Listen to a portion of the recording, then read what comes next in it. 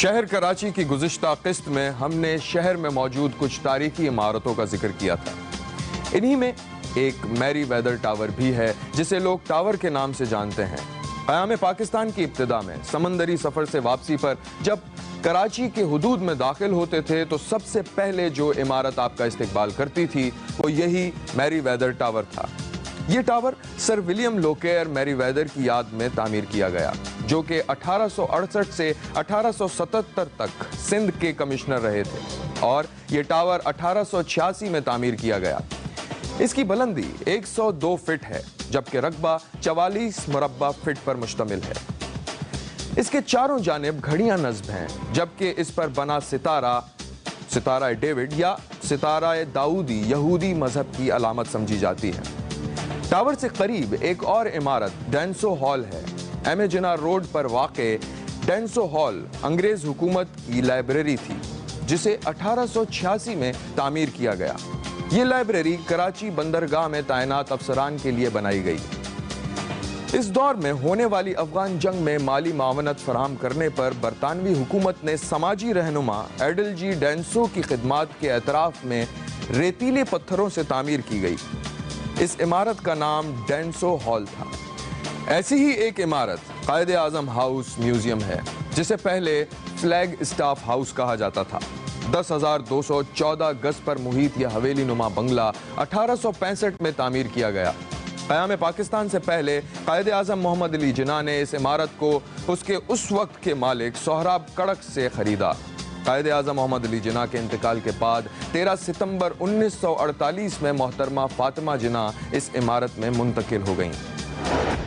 جب قائد اعظم کا انتقال ہو گیا تو پھر اس کو قائد اعظم میوزیم کا نام دے دیا گیا، اور یہاں پر قائد اعظم کے جو بہت ساری یادگار چیزیں تھیں، ان کے کپڑے تھے، ان کے اور بھی استعمال کے جو فرنیچر تھا وہ سب یہاں پر رکھ دیا گیا ہے، اور اب یہ ایک بڑی قیمتی بلڈنگ بن گئی ہے، اور یہاں پر لوگ جو ہے وہ باقاعدگی سے یہاں پر جاتے ہیں۔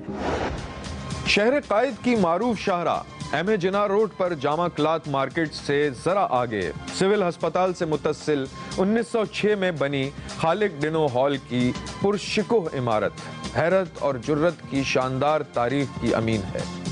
یہی وہ عمارت ہے جس کے ہال کو انگریز سرکار نے عدالت کی حیثیت دے کر تحریک خلافت کے رہنماؤں مولانا محمد علی جوہر، ان کے بھائی مولانا شوکت علی، مولانا حسین احمد مدنی، ڈاکٹر سیف الدین کچلو، مولانا نثار احمد کانپوری، پیر غلام مجدد سرہندی اور سوامی شنکر اچاریہ پر بغاوت کا مقدمہ چلایا، اور 26 دسمبر 1921 کو اسی ہال میں انہیں 2 سال کی سزا سنائی گئی۔ 3 دن تک یہاں پر یہ مقدمہ چلتا رہا، اور جتنے خلافت تحریک کے جو لیڈر تھے ان کو تمام کو یہاں انگریز لے آئے تھے، اور یہاں پر انگریزوں نے یعنی جو مقدمے چلائے اور ان کو 2 سال کی سزائیں دی گئی۔ قیام پاکستان کے 4 ماہ بعد اسی ہال میں قائد اعظم محمد علی جناح کی سربراہی میں آل انڈیا مسلم لیگ کا وہ غیر معمولی اجلاس ہوا جس میں مسلم لیگ سے آل انڈیا کے الفاظ ختم کرنے کا فیصلہ کیا گیا تھا۔ اس کے بعد بھی قائد اعظم محمد علی جناح یہاں تشریف لاتے رہے اور مختلف اجلاسوں سے خطاب بھی کیا۔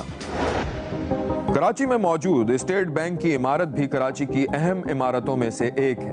اسٹیٹ بینک کی افتتاح 1 جولائی 1948 میں قائد اعظم محمد علی جناح نے کیا۔ پاکستان کی آزادی سے پہلے ریزرو بینک آف انڈیا اس علاقے کا مرکزی بینک تھا۔ اسٹیٹ بینک کے افتتاح کے بعد ریزرو بینک آف انڈیا کی پاکستان پر اجارہ داری ختم ہو گئی۔ سپریم کورٹ بینچ کا جہاں آج کل یعنی ہیئرنگ وغیرہ ہوتی ہے شاہین کمپلیکس کے سامنے، تو پہلے یہاں پر اسٹیٹ بینک کا دفتر قائم کیا گیا تھا، لیکن یہ جگہ بڑی ناکافی تھی، اور یہ ایک مرکزی بینک کے شان بھی جگہ نہیں تھی، لہذا یہ کہ ایوب خان کے زمانے میں یہ ایک پروگرام بنایا گیا، یہ منصوبہ بنایا گیا کہ اس کے لیے ایک بہترین جگہ تلاش کی جائے، ایک مرکزی سڑک پر ہو جو کہ کراچی کی کمرشل سڑک ہو، اور یہ کہ اہم جگہ ہو۔ تو یہ اسٹیٹ بینک کی عمارت یہاں پر میکل روڈ پہ تعمیر کرنے کا فیصلہ کیا گیا، اور یہ 10 منزلہ عمارت تعمیر ہوئی جو کہ اس وقت کی 1959 اور 60 کے زمانے میں ایک بہت ہی اونچی بلڈنگ ہوا کرتی تھی۔ قیام پاکستان کے بعد ملک میں انڈسٹریز کے قیام کا سلسلہ شروع ہوا۔ پاکستان میں قائم ہونے والی پہلی انڈسٹری ولیکا ٹیکسٹائل ملز کا افتتاح کراچی کے علاقے سائٹ میں قائد اعظم محمد علی جناح نے دسمبر 1947 میں کیا تھا۔ وہ اس تیزی سے پھر پھیلنا شروع ہوا ہے صنعتیں یہاں پر، کہ سینکڑوں صنعتیں یہاں پر لگ گئی، اور ملک کی جو صنعتی جو ترقی جو ہے وہ اسی علاقے سے شروع ہوئی، اور اس علاقے نے پھر ملک کی معیشت میں اہم کردار ادا کیا ہے۔ سائٹ کا بہت بڑا رول ہے ہمارے اس شہر کی معیشت کے اندر بھی اور پورے ملک کی معیشت میں بھی، کیونکہ جب لوگ آتے تھے جو انسکلڈ لوگ تھے وہ یہاں آ کر آن جاب ان کی ٹریننگ ہوتی تھی، اور اکثر پھر وہ انہی علاقوں کو منتقل ہو جاتے تھے جہاں سے وہ آئے تھے، اور اس لحاظ سے سائٹ کا پاکستان کے دوسرے علاقوں کی معیشت میں بھی بہت بڑا کنٹریبیوشن ہے۔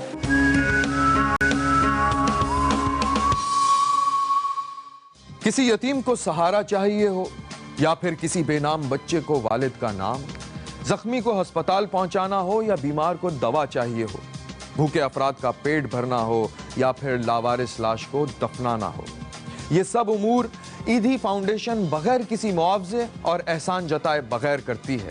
یہ بات کراچی کے لیے باعث فخر ہے کہ پاکستان بلکہ دنیا بھر میں انسانیت کی خدمت کے حوالے سے معتبر ترین نام عبدالستار ایدھی ہے۔ عبدالستار ایدھی فاؤنڈیشن کی بنیاد 1951 میں کراچی میں ڈالی گئی۔ اسی طرح ڈاکٹر ادیب رضوی بھی بلا شبہ کراچی کا درخشندہ ستارہ ہیں۔ 1971 میں 8 بستروں پر شروع ہونے والا وارڈ آج 800 بیڈز پر مبنی ہے۔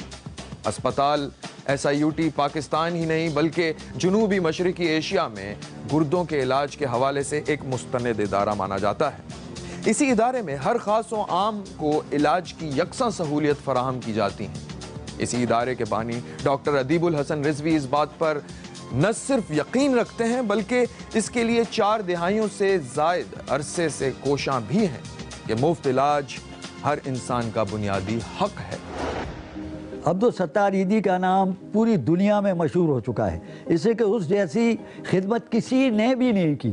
اس کو تو نوبل انعام مل جانا چاہیے تھا۔ جتنا انہوں نے خدمت کی ہے اور جتنے لوگوں نے ان کی تعریفیں کی ہیں اور جتنا ان کو خراج عقیدت پیش کیا گیا ہے وہ کسی بھی خدمت خلق کرنے والے کو نہیں ملا ہے جتنا اس شخص کی سراہنا ہوئی ہے۔ تو یہ ہے کہ اس شخص کو کبھی نہیں بھلایا جا سکتا۔ آج یہ زندہ نہیں ہے، اب دنیا میں نہیں ہے، لیکن ان کا کام آج بھی جاری ہے۔ ان کے علاوہ سیلانی ویلفیئر، چھیپا ویلفیئر ایسوسی ایشن، انصار برنی ٹرسٹ، انڈس ہسپتال اور جزام کے مرض کے خاتمے کے لیے کردار ادا کرنے والے ادارے میری ایڈلیڈ لیپریسی سینٹر کی بانی ڈاکٹر رت فاؤ نے اپنے عظیم الشان کام کا آغاز اسی شہر سے کیا اور وہ کراچی کے گورا قبرستان میں مدفون ہے۔ کراچی کا قیام پاکستان کے بعد سے ہی سیاست بالخصوص طلبہ سیاست میں اہم کردار رہا۔ طلبہ حقوق کی جد و جہد، طلبہ نے قید و بند اور شہر بدری کی صحبتیں برداشت کی۔ شہر کے طلبہ سیاست میں فعال کردار ادا کرنے والوں میں معروف رہنما معراج محمد خان، ڈاکٹر رشید حسن خان، ڈاکٹر شیر شاہ، امیر حیدر کاظمی، رضا ربانی، جماعت اسلامی کے سابق امیر منور حسین خان، متحدہ کے ڈاکٹر مقبول صدیقی اور جسٹس رشید رضوی کے نام نمایاں ہیں۔ شعبہ صحافت کے نامور افراد سلیم آسمی، زاہد حسین، حسین نقی اپنے دور طالب علمی طلبہ سیاست میں اہم کردار ادا کرتے رہے۔ کہا جاتا ہے کہ اس دور میں کراچی کے طالب علموں نے نہ صرف اپنے حقوق کے لیے جد و جہد کی بلکہ کراچی سے شروع ہونے والی تحریکیں پورے ملک میں پھیل گئیں۔ 1968 میں شروع ہونے والی طلبہ تحریک کے نتیجے میں اس وقت کے حکمرانوں کو مسند اقتدار سے الگ ہونا پڑا۔ اس دور میں تعلیمی اداروں میں باقاعدگی سے ہر سال انتخابات منعقد ہوتے تھے۔ کہا جاتا ہے کہ کراچی کے تعلیمی اداروں کے انتخابات کا ایک جدا رنگ تھا۔ جو طالب علم گولڈ میڈلسٹ ہوتا تھا اس کو یہ موقع دیا جاتا تھا کہ وہ یونین کے انتخابات میں حصہ لے اور اسے طلبہ کی تنظیم میں اسے ہی عہدہ ملتا تھا، اور بڑے بڑے نام یہاں سے نکلے. ہمارے حسین نقی صاحب جو ہے وہ اتنے بڑے جرنلسٹ، وہ سارا اسی اسٹوڈنٹس یونین سے نکلے. طاہر محمد خان صاحب وفاقی وزیر رہے ان کے دور میں، بھٹو صاحب کے دور میں. میر حاصل خان بزنجو یہ بھی اسی اسٹوڈنٹ یونین سے رہے. تو اسٹوڈنٹس یونین ایک تربیتی ادارہ تھی جو ایسے مستقبل کے سیاسی لیڈرز کی تربیت کرتی تھی جو آگے چل کے امیر حیدر کاظمی کا نام ہے اور بہت سارے نام ہیں جنہوں نے بڑا پاکستان کی تاریخ میں، صحافت میں آئے تو صحافت میں بڑا کردار ادا کیا، سیاست میں آئے تو سیاست میں بڑا کردار ادا کیا. پھر وہ نتائج خوش دلی سے تسلیم کر لیے جاتے تھے کہ بھئی اب یہ 2 سال تک کے جو بھی انتخابات ہوئے ہیں اس میں اگر اسلامی جمعیت طلبہ ہار گئی ہے اور NSF جیت گئی ہے یا NSF جیت گئی ہے، اسلامی جمعیت طلبہ ہار گئی ہے، تو اس کا مطلب یہ ہے کہ دونوں نے ایک دوسرے کے نتائج کو قبول کرنا ہے. 60 کی دہائی تک کراچی میں تقسیم ہند سے مہاجرین کی آمد کے ساتھ ساتھ یہاں ہونے والی صنعتی ترقی نے ملک کے طول و عرض سے محنت کش اور کاروباری افراد نے تیزی کے ساتھ کراچی کا رخ کیا. کراچی کے صنعتی علاقوں میں صبح و شام کے اوقات میں لوگوں کے سر ہی سر نظر آتے تھے. کورنگی اور لانڈھی میں بھی صنعتی زون بن چکے تھے. اس ماحول میں ٹرانسپورٹ کے لیے رکشہ، ٹیکسی کے ساتھ پرائیویٹ بسیں اور سرکاری بسیں سڑکوں پر دوڑتی نظر آتی ہیں. شہریوں کے اس مسئلے کے حل کے لیے کراچی سرکولر ریلوے کا منصوبہ 1969 میں پاکستان ریلوے کی جانب سے شروع کیا گیا، جس کے تحت ڈرگ روڈ سے سٹی اسٹیشن تک خصوصی ٹرین چلائی گئی. آہستہ آہستہ سرکولر ریلوے عوام میں مقبول ہو گئی. 1970 سے 1980 کے درمیان کراچی سرکولر ریلوے کے تحت روزانہ کی بنیاد پر 104 ٹرینیں چلائی جاتی تھیں. 24 ٹرینیں لوکل لوپ ٹریک اور 80 ٹرینیں مین ٹریک پر چلائی جاتی ہیں. Karachi circular railway line track drug road station سے شروع ہو کر گلستان جوہر، لیاقت آباد، ناظم آباد سائٹ سے ہوتی ہوئی کراچی سٹی اسٹیشن پر ختم ہوتی تھیں، جبکہ پاکستان ریلوے کی مرکزی ریلوے لائن پر بھی کراچی سٹی اسٹیشن سے لانڈھی اور کراچی سٹی اسٹیشن سے ملیر تک ٹرینیں چلائی جایا کرتی تھیں، جن سے ہزاروں لوگ روز مستفید ہوتے تھے. طالب علم، ملازم پیشہ افراد، تاجر اور کاروباری حضرات نہ صرف روزانہ ٹکٹ لے کر سفر کرتے بلکہ ماہانہ پاس بھی بنوائے جاتے.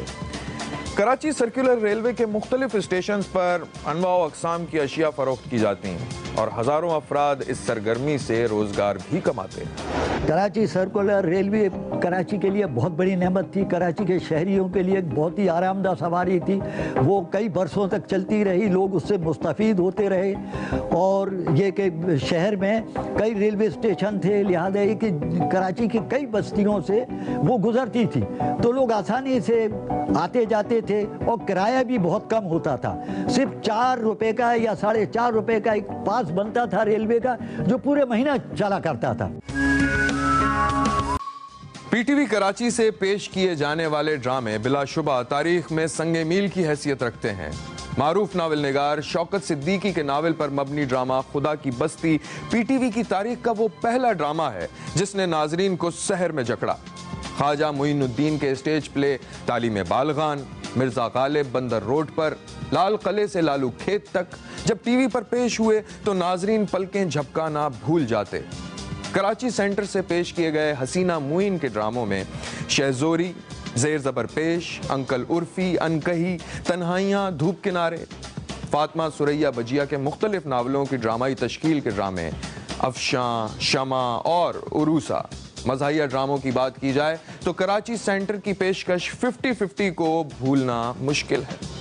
انور مقصود کا تحریر کردہ ڈرامہ ہاف پلیٹ اور روزی آج بھی ناظرین کو اپنی گرفت میں لے لیتے ہیں. خواتین کا یہ حال تھا کہ وہ اپنے کام کاج پہلے نمٹا لیا کرتی تھی کہ ڈرامہ آنے والا ہے، انکہی آنے والا ہے، اور بہت سارے کراچی کے ڈراموں کے نام جو کہ مطلب کہ بہت مشہور ہوئے ہیں. تو وہ اپنے حسینہ معین نے ڈرامے لکھے، اس کے علاوہ آپ کے اسد محمد خان صاحب نے ڈرامے لکھے، اور کراچی میں اور بھی کئی لوگوں نے ڈرامے لکھے. تو یہ کہ کراچی کا ایک بڑا یعنی کہ ایک دلچسپی کا ایک بڑا ایک مرکز تھا کراچی پی ٹی وی کے ڈرامے. اور کراچی کے پی ٹی وی کے ڈرامے آج بھی جب کبھی چلتے ہیں دوبارہ تو لوگ بڑے شوق سے دیکھتے ہیں. कराची शहर होने के बावजूद कई गोठों का भी मालिक है। सिंधी जबान में गोठ के मायने गांव या देहात के हैं। बज़ाहिर शहर और देहात एक दूसरे के जिद समझे जाते हैं, मगर शहर में सोहराब गोठ, सफूरा गोठ, पहलवान गोठ, अंगारा गोठ, जुमा गोठ, नाथा खान गोठ, बलोच गोठ, यूसुफ गोठ, फुकरा गोठ, मेमन गोठ, अब्दुल्ला गोठ, मुल्ला ईसा गोठ, रेडी गोठ, साले मोहम्मद गोठ, इब्राहिम हैदरी गोठ और चनेसर गोठ वगैरह शामिल हैं। इन गोठों की वजह तस्मिया ये है कि कराची की वुसअत और फैलाव से पहले ये गोठ ही कराची थे। इनमें से बेशतर गोठों में तो अब शहरी माहौल है और रिवायती गांव का माहौल किस्सा पारीना बन चुका है, लेकिन खाल खाल ऐसे गोठ हैं जहां किसी हद तक गोठ और गांव जैसा माहौल अब भी मौजूद है। शहर में मौजूद बस्तियां और स्टाफ भी खासे दिलचस्प हैं।